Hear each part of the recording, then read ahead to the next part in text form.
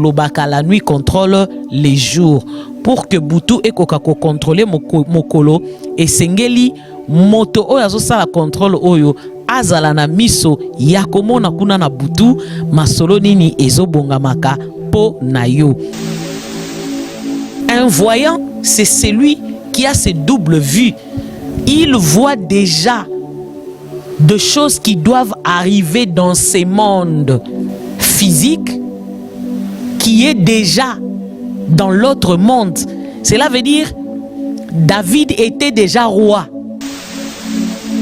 Chrétienté, religion, spiritualité et abiloko et kokanité. Parce que spiritualité eza wapi epai bato bazana capacité ya koyeba oyo ezoleka na mboka ya nzambe, na mboka ya butu, na mboka ya moite.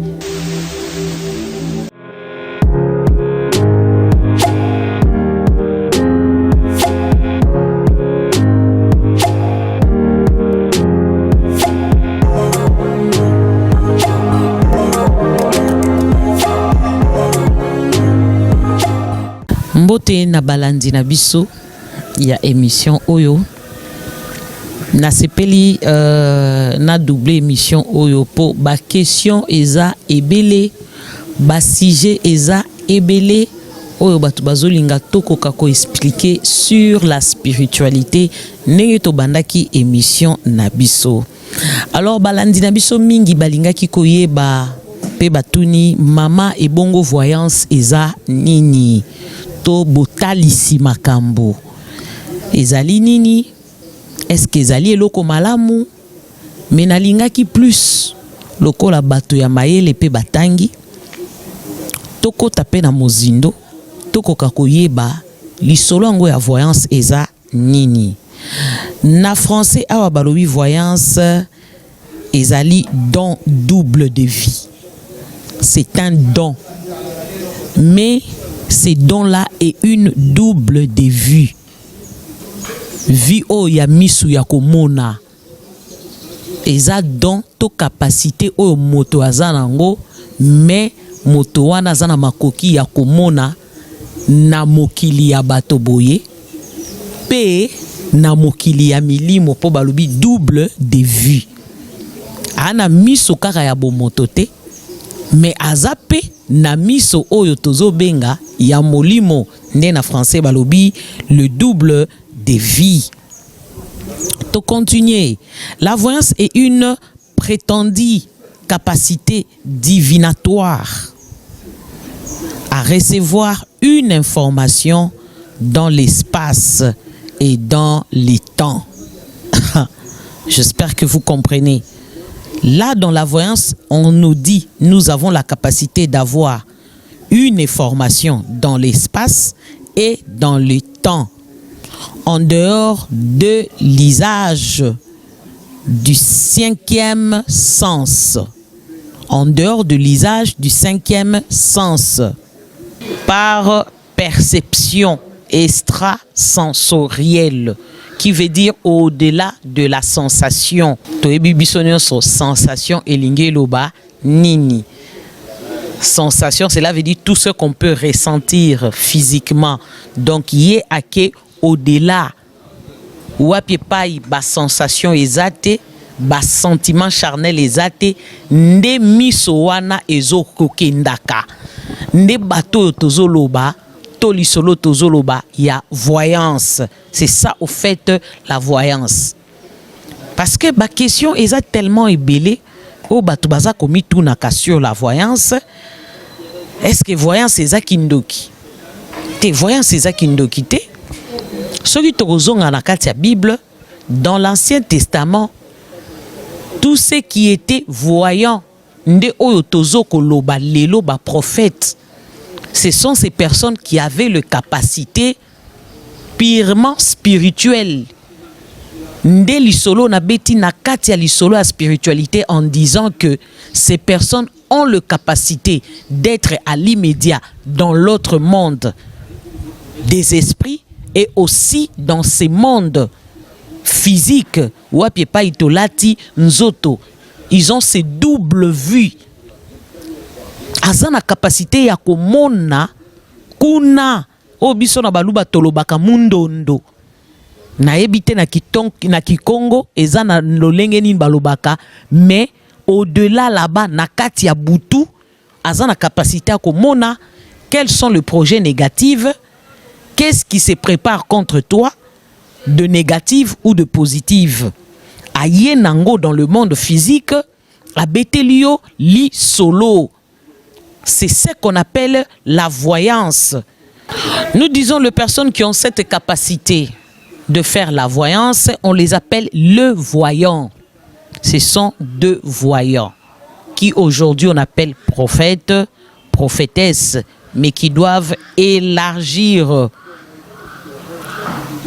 cette vision spirituelle qui n'a rien à voir avec la chair, parce que ce sont des yeux nocturnes. Ils ont ces doubles yeux. Miso, il y a molimo qu'on appelle les yeux nocturnes et aussi ses yeux physiques. Au bisonyoso tozanango. Question mususu balobi, est-ce que la voyance est vraie? Oui, la voyance est vraie si seulement tu rencontres un vrai voyant. Quand je dis un vrai voyant, cela veut dire moto oyo azui penza to azali na miso wana mibale. Azana miso ya bomoto awa, azape na miso ya molimo otolobi ya komona nango na butukuna makambo ezo salama. Tolobaka la nuit contrôle les jours.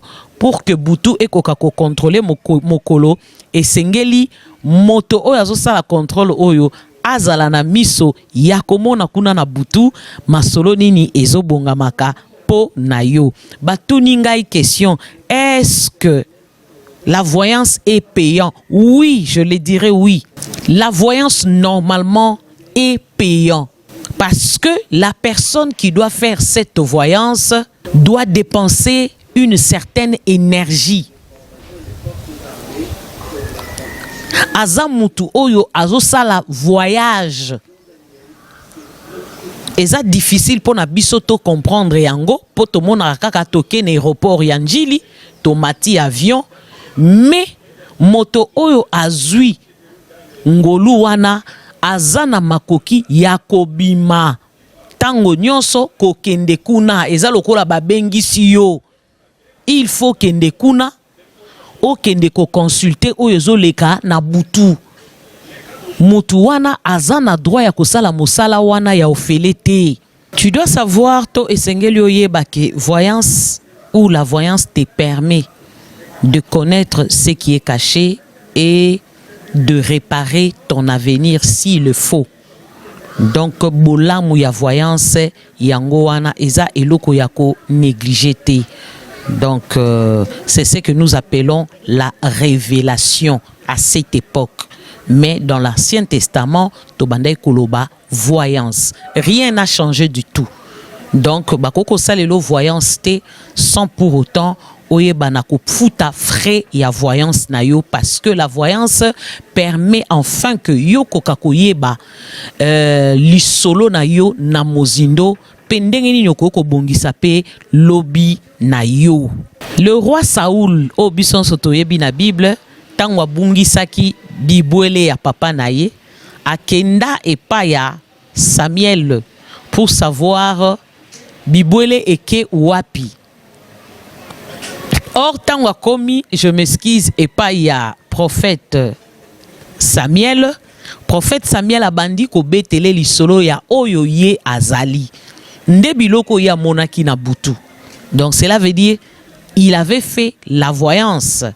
Balaki sakaye na butu qui est Saoul. Il était roi. C'est pourquoi quand il est arrivé Penenaye, avant d'isa mbala moko na kiti ya bokonzi, parce que asia monaki na butu, mais na moi batu bazo monaye mwana moko amuke. De la même manière, tangu pe nzamba rejeté ye asia yebaki na voyance ke nzamba rejeté ye azalaki soudigne kozala roi te, mais na mokili batu bazo continuer ko adorer kolobake aza roi. Vous voyez un peu. Mais par contre, Samuel basi batindaki akende ko oindre David comme roi. Mais David au baké ko oindre comme roi, il était dans la brousse en train d'élever kobokola bibwele ya papa nae. Donc c'est pour vous dire que un voyant, c'est celui qui a ses doubles vues. Il voit déjà de choses qui doivent arriver dans ces mondes physiques qui est déjà dans l'autre monde. Cela veut dire David était déjà roi. Nabutu asazalaki mokonzi. Mais charnellement comme ça physiquement, azalaki ne nazamba. C'est bel et bien confusion autozo zalanangope na sena moi en ce qui concerne la spiritualité. Voilà pourquoi na lobby tokoma na capacité, il y a niveau, il y a qu'à séparer les choses. Chrétienté, religion, spiritualité et abiloko et kokanité. Parce que spiritualité eza wapi epai bato baza na capacité ya koyeba oyo ezoleka na mboka ya Nzambe, na mboka ya butu, na mboka ya moite. Tangu sanza ebimite, tangu moye ebimite. Oyo ezo sala matangu sanza eza moye ezali. Ezali donc lisolo eza na nasima mais butu esi précédaki. Peut-être na kati ya butu oza déjà na 100 ans. Mais awa na moi lisolo eza d'abord na 50 ans. Donc ekokanité pour dire que spiritualité eza lisolo mususu. Voilà pourquoi nous avons besoin de voyants